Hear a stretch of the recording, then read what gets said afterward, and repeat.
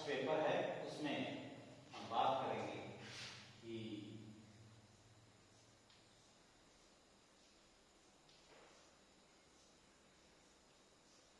हैबरलर का अवसर लागत सिद्धांत।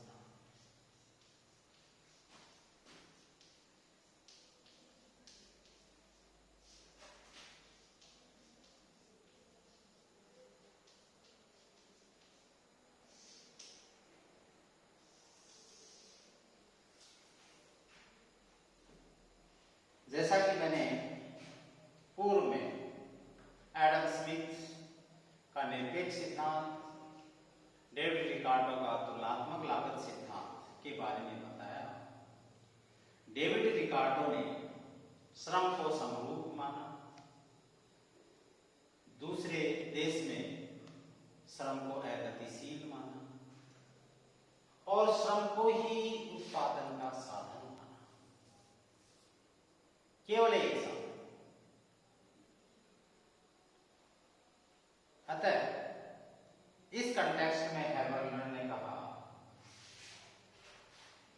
कि वस्तु की कीमत उसमें लगे हुए श्रम के अनुपात में नहीं होती है, बल्कि वस्तु की कीमत अवसर लागत के त्याग के रूप में होती है। रिकार्डो द्वारा मेन एम्फेसिस मूल्य के श्रम सिद्धांत के बारे में दिया गया और उसने जो श्रम को ही एक साधन माना उत्पादन का और समस्त श्रम को समरूप माना, इस संबंध में हैबरलर द्वारा उसके सिद्धांत की आलोचना की गई और कहा कि उत्पादन कोई एक साधन से नहीं होता है, बल्कि उत्पादन के अन्य साधनों का भी रोल होता है। उत्पादन में भूमि, श्रम, पूंजी, संगठन, साहस आदि सभी का प्रयास होता है और उस सामूहिक प्रयास का ही प्रतिफल होता है उत्पादन। उत्पादन के जो ये सारे साधन हैं, इसमें श्रम जो है वो एक निश्चित अनुपात में नहीं होता, वो अनुपात भी बदलता रहता है। तो इस प्रकार से और इसके साथ ही उन्होंने बताया कि कार्य कुशलता में भी अंतर पाया जाता है। इस प्रकार से उन्होंने बताया कि श्रम समरूप नहीं होता, उसकी कार्य कुशलता में अंतर होता है। श्रम ही एक साधन नहीं होता जो उत्पादन में सहयोग करता है, बल्कि उत्पादन के अन्य साधनों का भी रोल होता है और वस्तु की कीमत जो है वो अवसर लागत के रूप में होती है। अब सबसे पहले क्योंकि अवसर लागत सिद्धांत है, हम अवसर लागत के बारे में बात करेंगे कि अवसर लागत क्या होती है। इसको इंग्लिश में हम अपॉर्चुनिटी कॉस्ट कहते हैं। और अवसर लागत का अर्थ होता है कि जैसा कि कोई भी वस्तु है और उसके अनेक प्रयोग होते हैं। कोयला है, रेलवे में भी काम ले सकते हैं, घर के में जलाने में भी काम ले सकते हैं, हलवाई भी काम ले सकता है उसको। कोयले से विद्युत का भी उत्पादन होता है। अब उसको किस प्रयोग में लगाया जाए,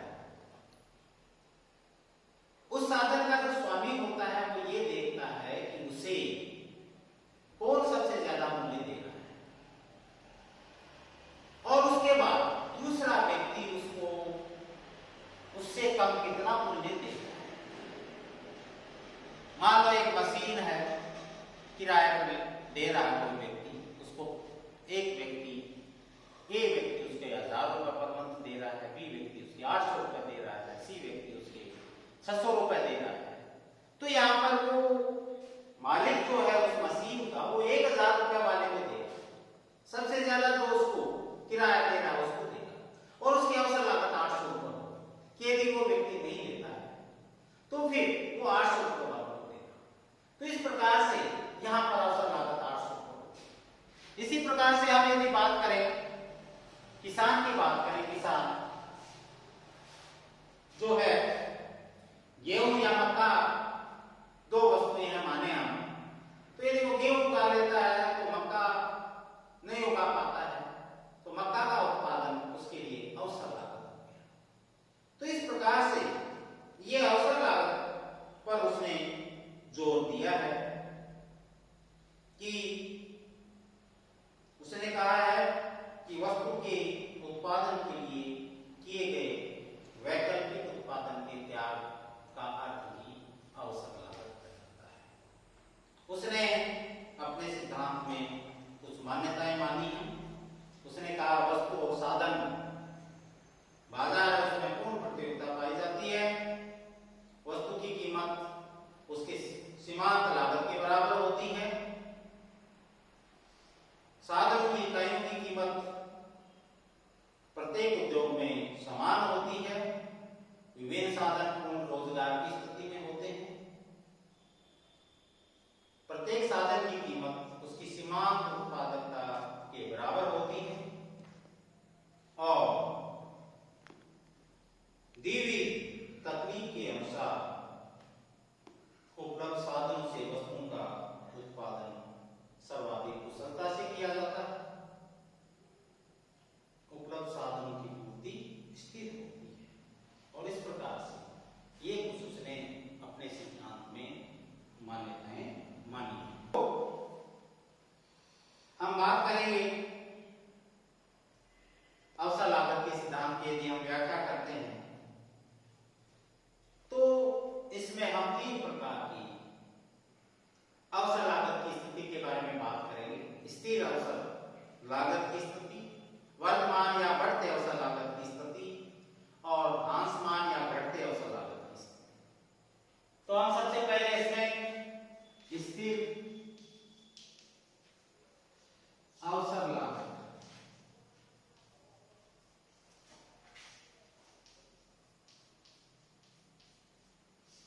की बात करें। इसमें हमें मेनली ये देखना है कि प्रतिस्थापन की जो सीमांत दर है,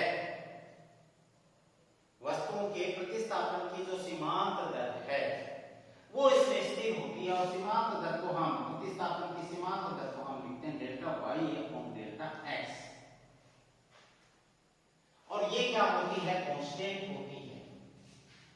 हर केस में ये बराबर होती है। मान लो दो वस्तुएं हैं, वस्तु एक्स और वस्तु वाई,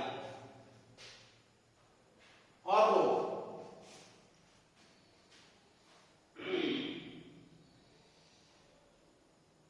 उत्पादक एक वस्तु, दो वस्तुएं हमारी एक्स और वाई।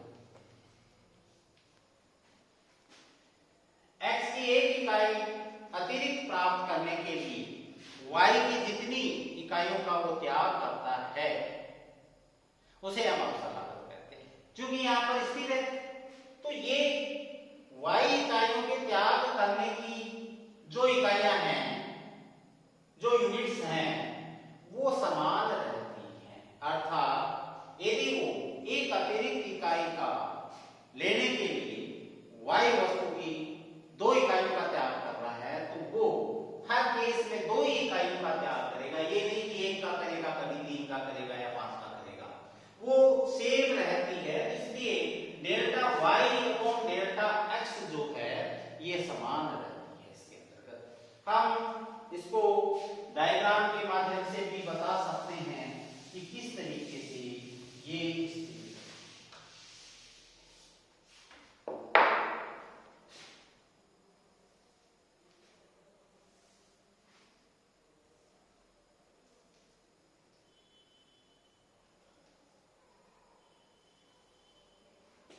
ये हमारी कांस्टेंट लाइन है, लीनियर लाइन है। और इसमें हम ये देख सकते हैं कि किस तरीके से ये एक्स वस्तु है और ये है हमारी वाई वस्तु।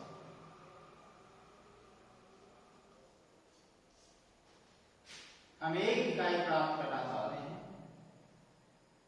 एक्स वस्तु की,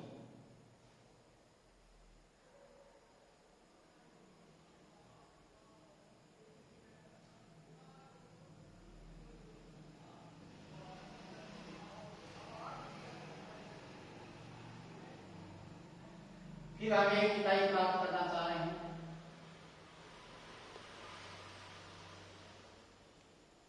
फिर हम 1 इकाई प्राप्त करना चाह रहे हैं, फिर हम 1 इकाई प्राप्त करना चाह रहे हैं, और इस प्रकार से x1, x2, x3, x4, y1, y2, y3, y4, और इस प्रकार से हम ये मात्रा देखें इसमें, तो डेल्टा y अपॉन ये delta x, delta y delta x, ये त्याग की जो मात्रा है ये सेम है, y1, y2, y2, y3, y2, y4, ये सेम है, और इधर वो x की एक अतिरिक्त इकाई ले रहा है। तो इस प्रकार से हम देख सकते हैं कि इसमें प्रतिस्थापन की जो सीमांतर है, मान लो इस लाइन को हम ए और बी कहें, इन पॉइंट्स को कुछ भी हम नाम दे दें, डी दे दिया हमने, ई एफ जी, तो इस तरीके से इसमें प्रतिस्थापन की जो डेल्टा वाई और डेल्टा एक्स को समान है। तो इस प्रकार से ये इसी अवसर लागत की बात कर रहे हैं हम। दूसरा है हमारा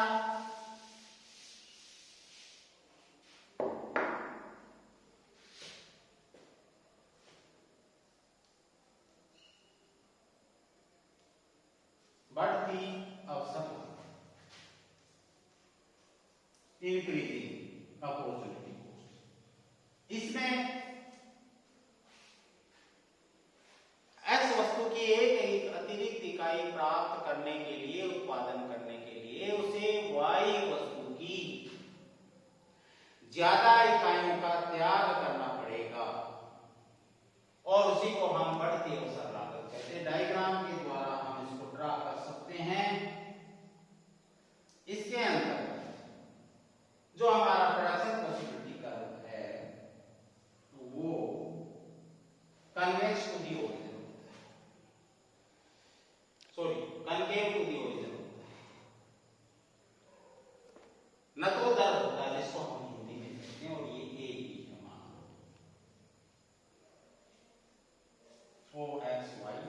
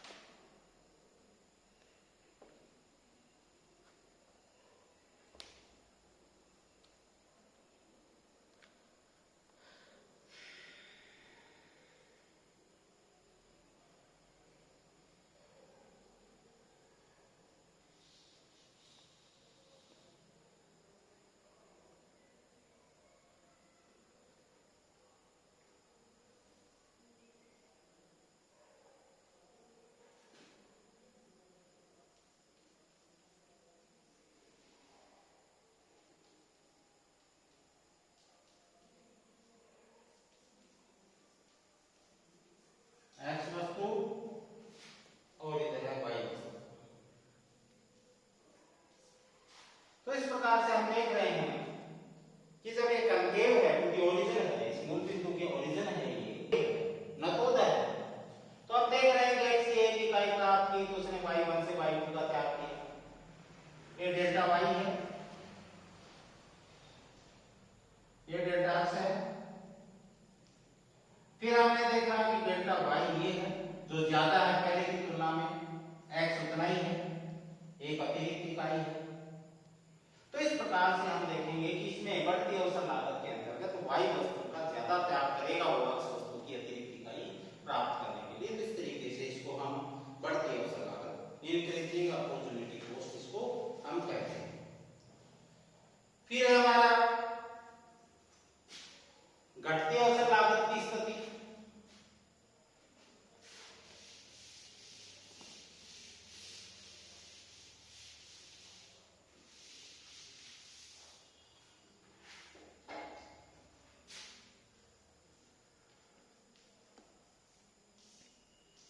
डिक्रीजिंग अपॉर्चुनिटी कॉस्ट की जो स्थिति है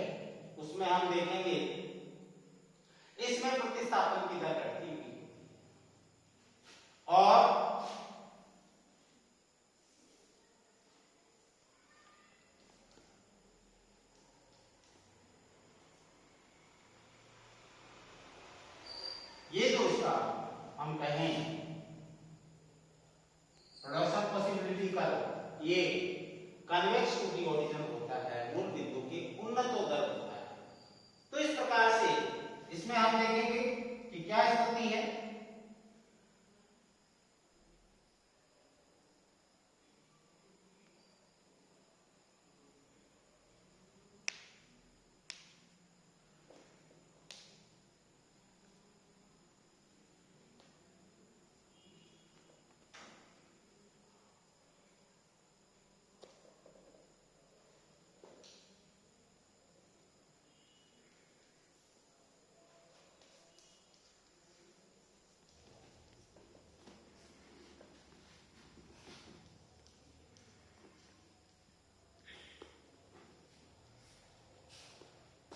एक्स वस्तु और वाई वस्तु दोनों एक्सिस पे हम ले रहे हैं और ये मूल बिंदु के कन्वेक्स है, उन्नत होता है, जैसा कि उदासीनता वक्र होता है। तो इस प्रकार से हमने देखा कि ये डेल्टा वाई, ये डेल्टा एक्स, डेल्टा वाई घट गई है डेल्टा एक्स। तो इस प्रकार से मात्रा x की एक अतिरिक्त इकाई प्राप्त करने के लिए y वस्तु जो त्याग की जा रही है उसकी इकाइयां, त्याग की जाने वाली इकाइयां कम होती जाएगी, उसी को हम घटती अवसर लागत, डिक्रीजिंग अपॉर्चुनिटी कॉस्ट कहते हैं। तो इस प्रकार से प्रतिस्थापन की जो सीमांत दर है delta y upon delta x ये घटती भी होती है, घटती अवसर लागत के अंतर्गत स्थिर में स्थिर होती है और बढ़ती अवसर लागत की स्थिति में ये बढ़ती भी होती है। तो इस प्रकार से ये तीन स्थिति हमने देखी है फाइबर की